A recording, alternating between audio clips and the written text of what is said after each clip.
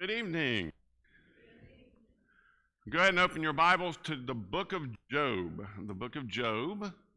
And we're going to continue talking about Satan this evening, the relentless devil, as we began talking about last week. Last week we spent more time talking about the idea of the temptations of Jesus and the role that the devil played there.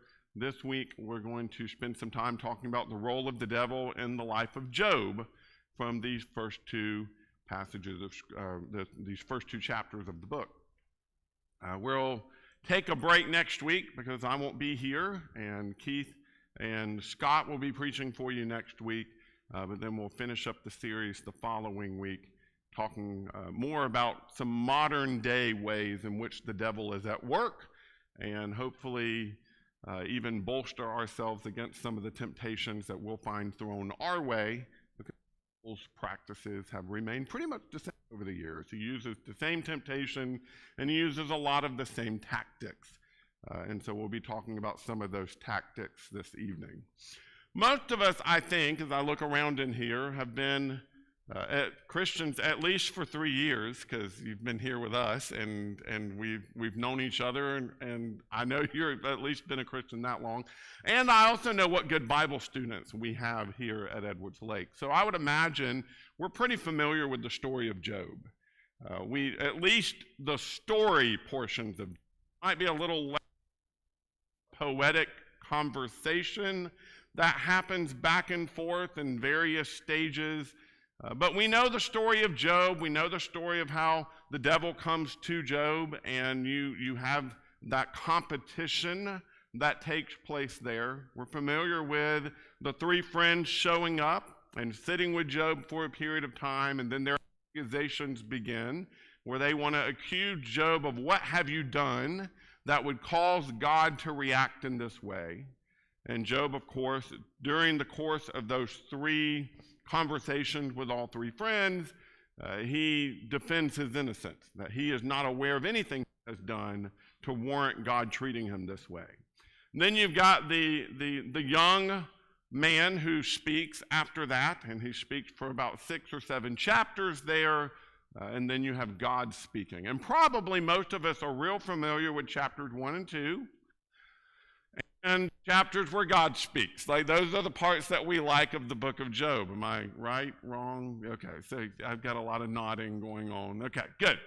Thank you for admitting that with me. So those are the parts that we're familiar with. And the reason we're familiar with them is because we like the stories. We like the way that the story unfolds, because it gives us, I think, some answers that we tend to look for when it comes to our relationship with God and when we face temptations in our lives.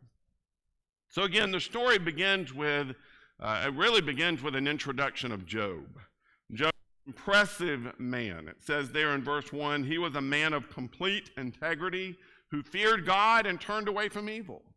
It goes on to list some of the riches and wealth that he experienced in his life. And it says in the end of verse 3 that he is the greatest of all the men of the East.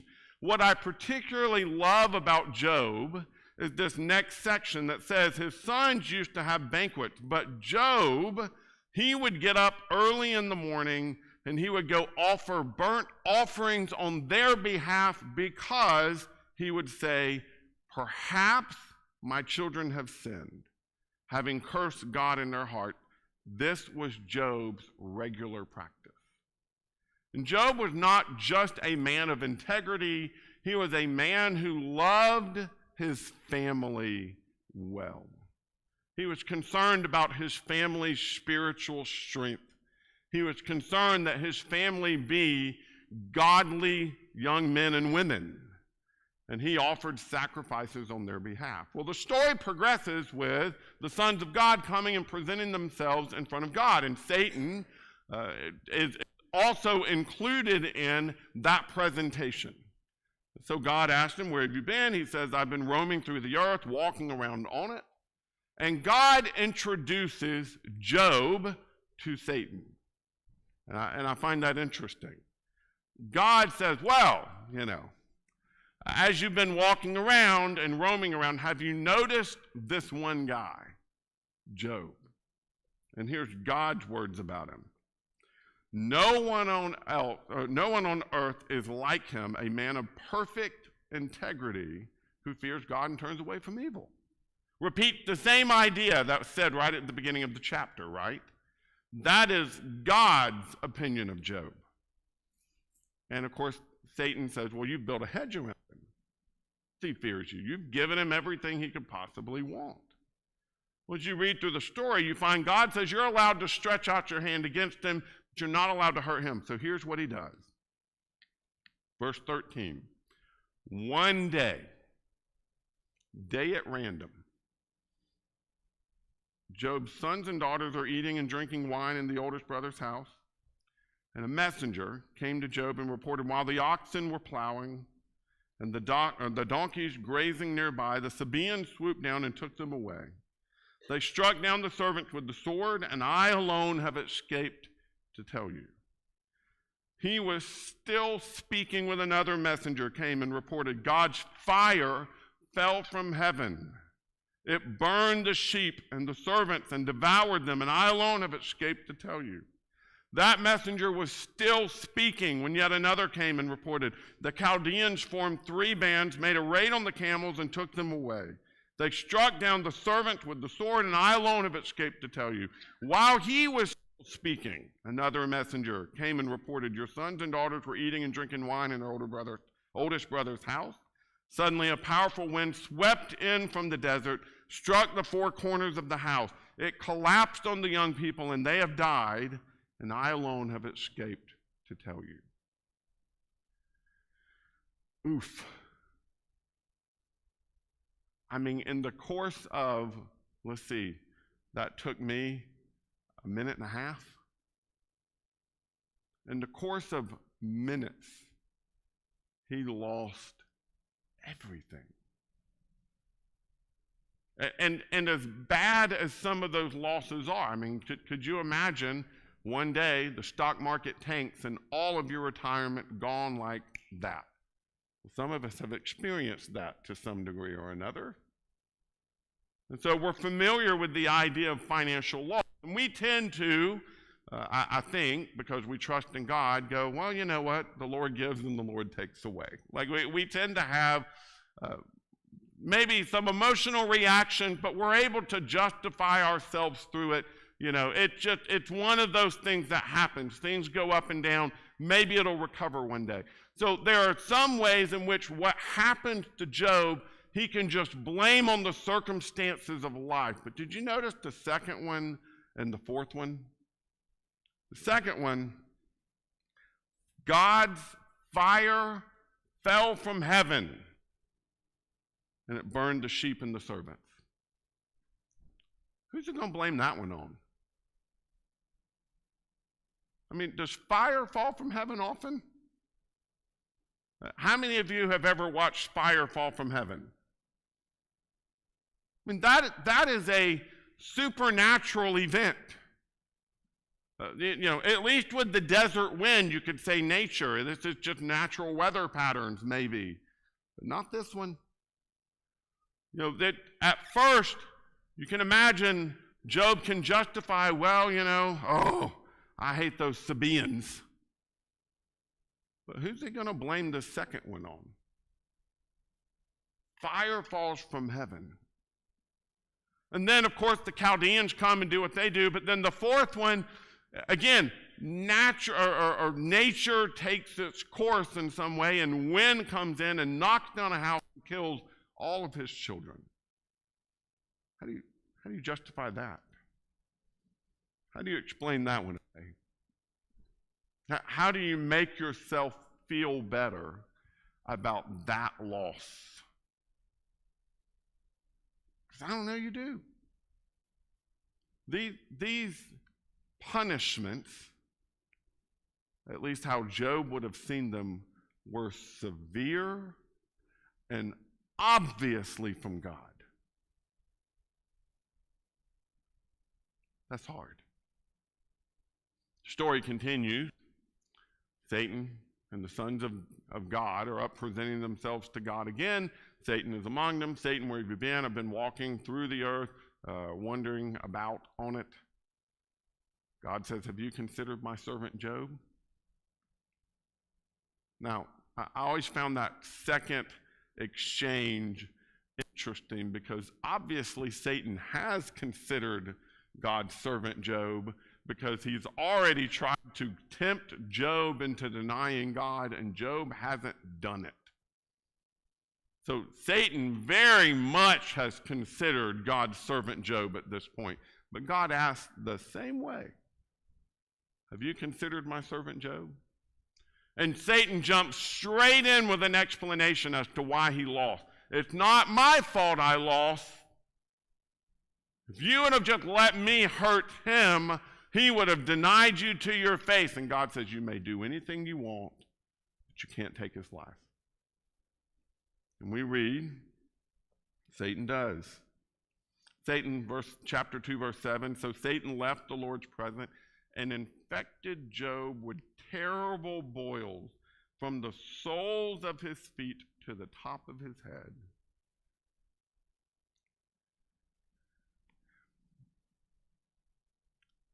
I don't know how many of you have ever experienced a boil. I had a friend in college who had a boil, and it was fairly regular for us, his friends, to watch out for him because he had it on his sitting region, and he would have to wear several layers of gauze taped to that area because it would leak so profusely that it would end up leaking through his clothes. And so many of us would watch out for him. It was excruciatingly painful. He had to carry a donut with him that he could sit on because it would hurt so badly. And it lasted for months. That was one.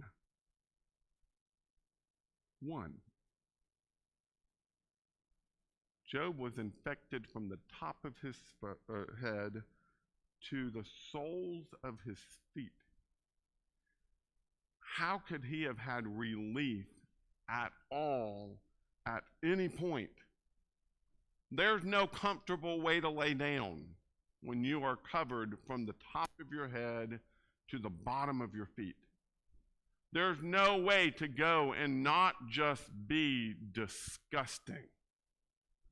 And so what he does is he goes and he sits seemingly in an ash pile, and he takes a broken piece of pottery and he scrapes the heads off the top of these sores on his body, probably likely so that he could put ashes inside the wounds to help dry them up. All over his body, he's doing this. Can you imagine the pain from the sores, the pain from the pottery of scraping them, just how disgusting that would be? And not only that, can you imagine how despised and rejected he would feel? Because again, boils just don't show up all over your body. It's not how boils work. To have that many boils covering that much of your body, this had to be miraculous. This had to be supernatural. This had to come from not natural means. And Job knows that. There is no denying the fact that what is happening to him is happening because of God. Now, he doesn't understand the role of the devil. He doesn't understand what God is doing. He doesn't understand that God isn't displeased with him. His assumption will be, as you see through the conversations of the book, that God is disgusted by him. As would his friends be. Not just disgusted from probably the image, but disgusted with who he was secretly. Because clearly there's something going on in his life that would cause God to do this. That's how they think. and their theology of God blesses the good and God curses the evil, they will assume that Job is evil. And Job is refusing to admit it. It's a horrible story, this is. And it is absolutely a beautiful picture to help us understand what God does. As you read through the story, you realize God loves Job. God is so excited about Job. Job is the poster child of what God expects out of people. That's why he brings them to Satan. That's why he challenges Satan in a way. And then Satan, of course, some of these pictures. Here's the thing. You start looking at the details of the way Satan worked in this thing, and you find Satan works through three main ways. Timing, that which is extreme and obvious, and that which is personal. That's what you see here in the temptation. It's that whole expression of when it rains, it pours, right? And how many of us have watched that happen or experienced that?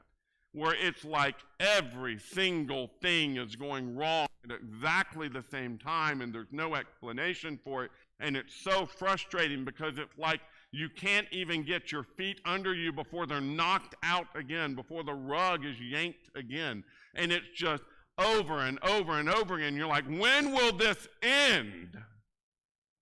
That's the devil. That's the way the devil works. He proves it here in this story. Before each servant quit speaking, a new servant had shown up and said, hey, it gets worse. Satan works through timing. He uses that to help to make us feel helpless and hopeless. I can't imagine losing my livelihood and losing my children and losing all the things that Job lost in this story and losing it all at one time and then losing my health. We don't know how much longer or later that happened, but losing your health and just every single thing that went wrong. And then on top of that, it seems every single thing is extreme or obviously from God in some manner or fashion. I mean, just fire from heaven, who do you blame that on? And the fact that all of this happens at the same time, and you've got this odd disease that has shown up, how does all of this happen and you not look to the heavens and say, what is going on here? But that's the way the devil works. The other thing is the devil gets personal. You know, it'd be one thing to, we see events that happen in the world, like, for instance, today is 9/11. And again, I don't know how many of you had personal friends or people that you knew that actually died in the collapse of the towers and the things that happened that day. I would imagine probably not many of us. That was an extreme and tragic event that happened, but I don't know that for most of us it was a personal event. It was personal because it was an attack of our identity, of our nationalism, but it wasn't personal like losing your own children. Job loses all of his children, all of his family, except for his wife at once. It's personal. The devil knows how to make things personal. And we need to realize that. Look at the things you're going through and you can go, okay, this has been a lot to go through all at one time. This has been frustrating. I don't know why God isn't stopping this. Oh, it's just so personal. Realize that very well could be the devil. It could be the devil coming at you, trying to make you fail. Not only that, the devil uses Job's relationships against him. The end of chapter 2 tells the story of his wife coming to him, and she says, why don't you just curse God and die? Are you still holding on to your integrity? And Job has that great statement, you speak as a foolish woman speak. Should we accept only good things from God and not adversity? Throughout all this, Job did not sin in what he said. His wife is used against him. Now again, we're not told that the devil made that happen, but the wife turned against God because of the things that the devil did. God ever used a personal relationship against you? God ever used somebody close to you to test your faith?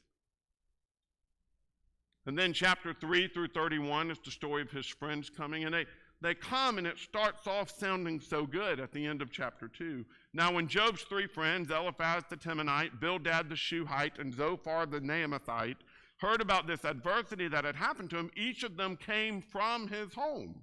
They met together to go and sympathize with him and comfort him.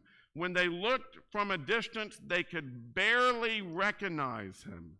They wept aloud, and each man tore his robe and threw dust in the air and on his head. And they sat on the ground with him 7 days and nights, but no one spoke a word to him because they saw that his suffering was very intense. And you read that and you're like, wow, these are good friends. What awesome men to show up and mourn with the mourning. They sat there with him in his uncomfortable situation for 7 days and nights because they loved him and they wanted to comfort him. And they opened their mouth and things went south really fast. But again, not because they're trying to be ugly and not because they're trying to be evil. They're not trying to hurt Job. They're trying to help Job. They just have a bad understanding of God. Sometimes the devil can use our friends with bad understandings to give us bad advice, to tell us wrong things, and set us down the wrong path.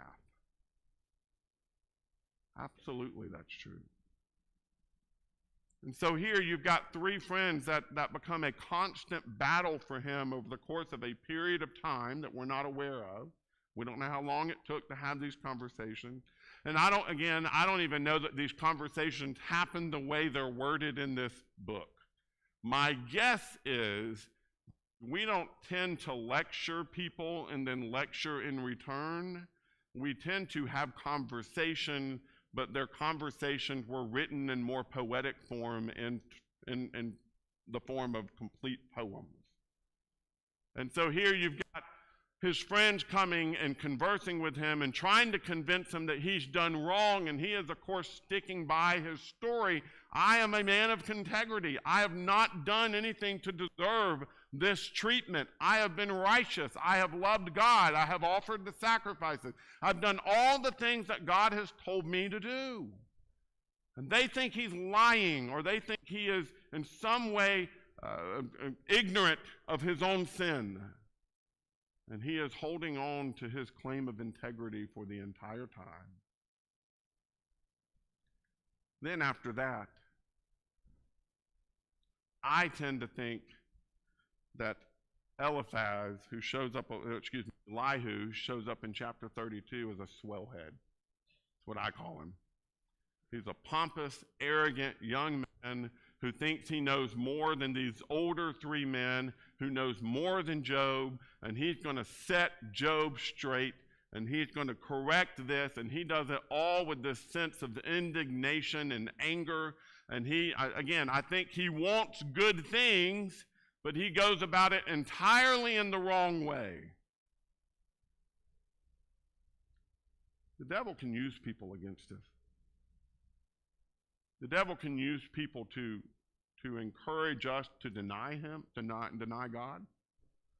The devil can use people in our lives to cause us to deny ourselves. And the devil can use arrogant people in our life to just give us someone to be angry at. The devil works through people. I think we need to realize, that, again, the devil's tricks have not changed through the years. Because I would imagine many of us can think back to somebody in our lives who has told us that we shouldn't believe in God and tried to convince us otherwise. And there are people in our lives who have tried to convince us that we shouldn't believe in ourselves. And there are other people in our lives that have been there to try to just make us angry. They're just frustrating. They're just a thorn in our side. And all of them are used by the devil to you find that as you go through the story, the devil attacked Job continually and consistently over the course of the entire book until God finally steps in. Here's why the devil failed, though. This is the part that I think we need to hear. We need to know, how is it that Job was able to, as it says here in chapter 1, throughout all this, Job did not sin in what he said. You look later in the book, turn to the end of the book, chapter 42. It says that God was pleased with Job. He says that Job spoke truth about God. That's over in verse 8. It says a little bit later that Job prayed for his friends and the Lord blessed the last part of his life. God was able to bring Job to some sort of restoration, despite all of the things that he lost because of the devil. Here's why. Because Job was righteous and God-fearing from the beginning.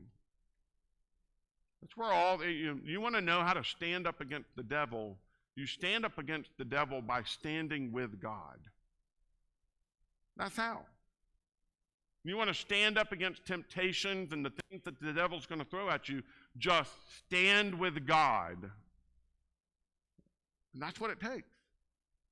Realize who God is and what God's truth is and what God's message is for you, and stand with him.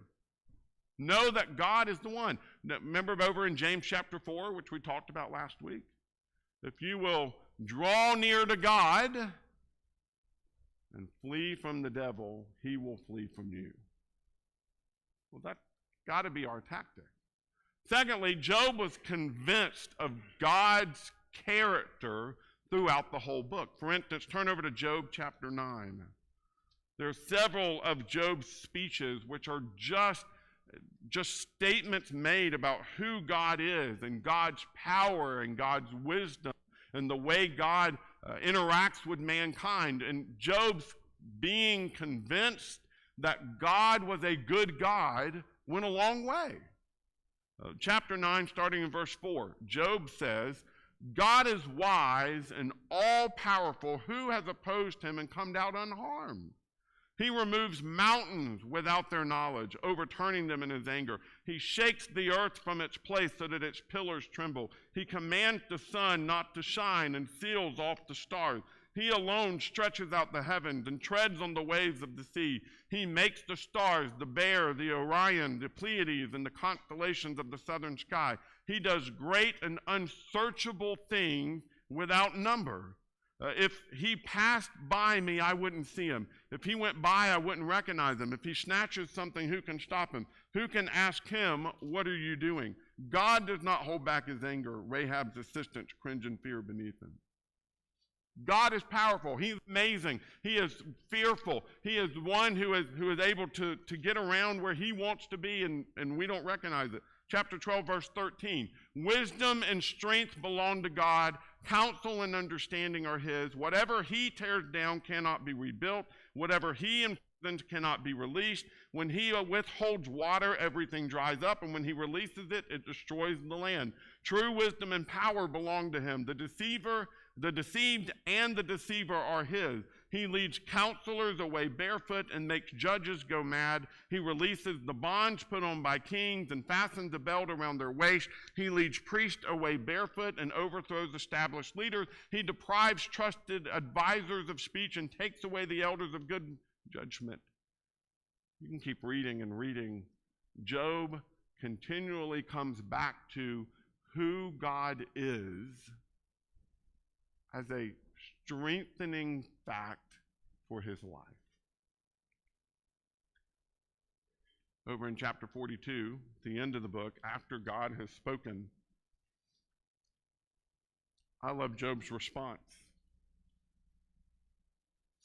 God spent several chapters of this writing talking about all the things he has done, which interestingly are repetitions of the very things that Job has already acknowledged in the book he knows God has done. Job just said, we just read that God hung the constellation. You know what God says? I hung the constellations. You know, God just repeats, reiterates, reminds Job of what Job already knows. But here's Job's response. Chapter 42, verse 1, then Job replied to the Lord, I know that you can do anything and no plan of yours can be thwarted. You ask, who is this who conceals my counsel with ignorance? Surely I spoke about things I did not understand, things too wondrous for me to know. You said, listen now and I will speak.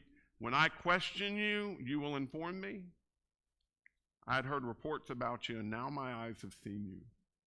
Therefore I reject my words and am sorry for them. I am dust and ashes. Job's willing to be humbled. That's a big piece of this.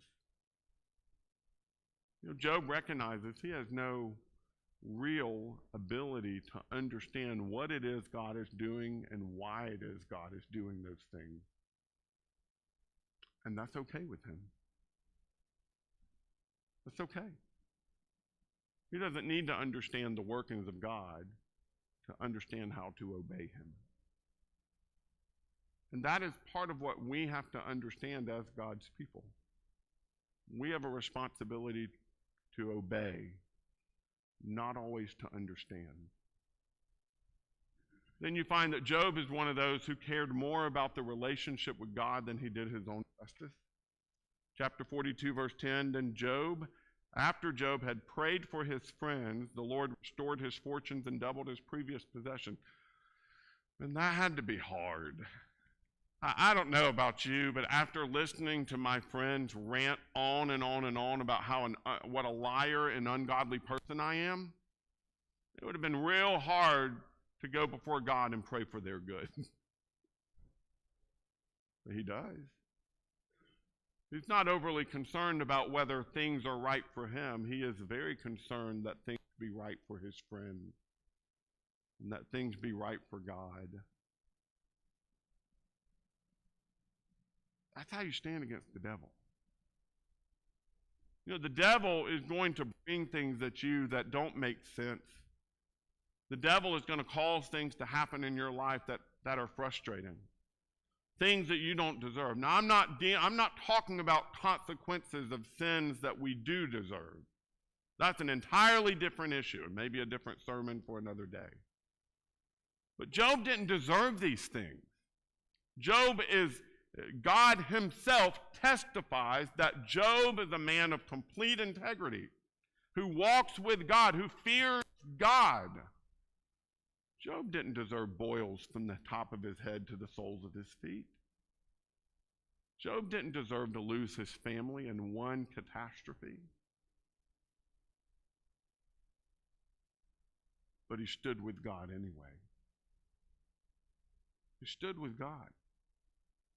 He held on to the truth he knew about God. He didn't know what God was doing, but he knew who God was. That was enough. That's what was needed here. He was willing to be humbled. So many of us aren't willing to do that. We're not willing to go, I don't think this is right, so I'm going to sit around and bark and bite and complain and fuss and tell everybody about how life is not fair, and I'm going to make a big fiasco about all the difficulties I'm facing. And Job doesn't do that. Honestly, had Job's 3 friends not showed up, how much do you think Job would have said? Probably nothing.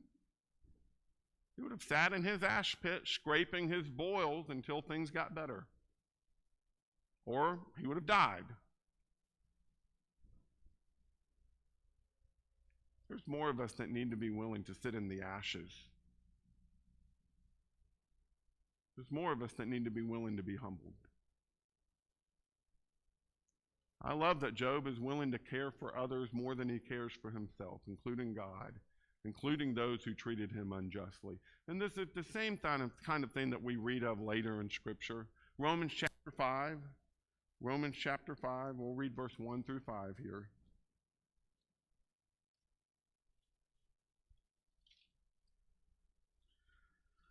Romans 5, starting in verse 1, therefore, since we have been declared righteous by faith, we have peace with God through our Lord Jesus Christ. We have also obtained access through him by faith into this grace in which we stand, and we rejoice in the hope of the glory of God.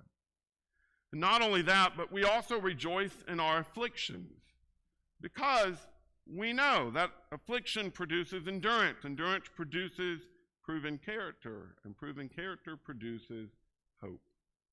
This hope will not disappoint us because God's love has been poured out in our hearts through the Holy Spirit who is given to us. You know, here what you find is that, yes, God's character is sure. It says there, verse 1, this idea of we've been declared righteous by faith. How do we know that? How do we know that we've been declared righteous because of faith? Because if God said that, then it's true. Requires us to trust in God's character. He goes on, we've obtained access through him by faith into this grace in which we stand, and we rejoice in the hope of the glory of God. Now, that grace we experience because of faith, that grace we experience because of God's character, that grace we experience because God has offered it to us, it strengthens us. It makes us stronger. It helps us to understand that God is doing good things. And when we are overwhelmed by the glory of God, this is one of the reasons I think Paul spends so much time through his letters talking about the grace and the importance of grace and putting our attention on grace. It's because when our attention is on grace, we glory in God. When our attention is on our own righteousness, we glory in self. That's why there's a difference. The whole point of this is to bring the glory back to God. And then you look at verse 3. His help is abundant. We rejoice in our afflictions because they produce for us endurance. Isn't that a great expression or description of Job? Here's a man. I don't know that we would say he rejoiced in his affliction, but he most certainly endured them, didn't he? He endured that harsh treatment he received from what he thought was God. And by the end of it, he received hope again. For us, we're going to face afflictions. It's just what happens to God's people. We're told that repeatedly through the New Testament, that we should expect affliction and hardship and difficulties. We should expect persecution if we are living for Christ the way that we should. So if that's the kind of life and that's the expectation we should have, we also need to understand that the devil is going to bring hard times to us. Rejoice. Because if you'll stand with God through those hard times, it produces endurance. And the more you endure, the more you get to practice the difficult character that comes on the other side of endurance. And the more you express that proven character, we're going to have a God up in heaven who's going, hey, have you considered my servant Alan? Perfect in integrity. He fears God. Have you considered my servant Vinny? The way he lives his life, the way he practices his faith so publicly for the world around him? Have you considered his wife? The more we are willing to stand with God the more God brags on us. I warn you, the more God brags on us, the more we got a devil up there who's going, but you've built a hedge around them. And we got to be willing to stand through God or stand with God through those hard times. It's the only sure place to be. So that I would encourage you to stay there with him.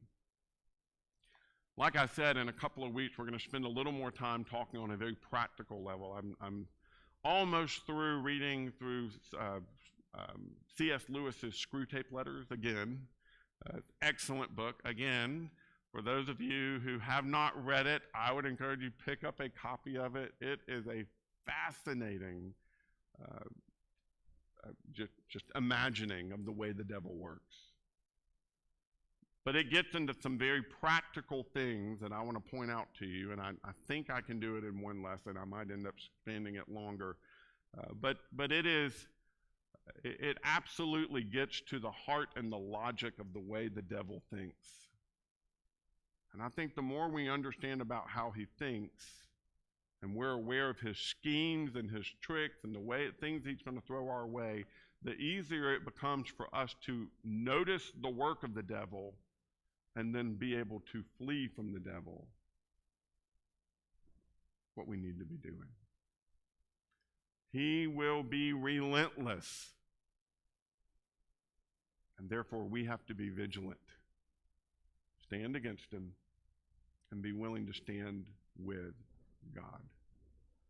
That begins by being a child of God, being part of the kingdom of God, and if you've not been baptized into Christ, then we encourage you to do that.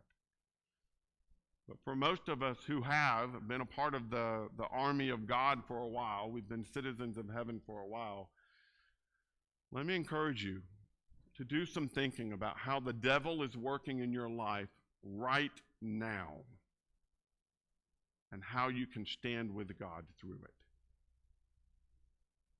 It can be a growing opportunity for you instead of a setback if you will just choose God again. If you need the invitation or you need prayers for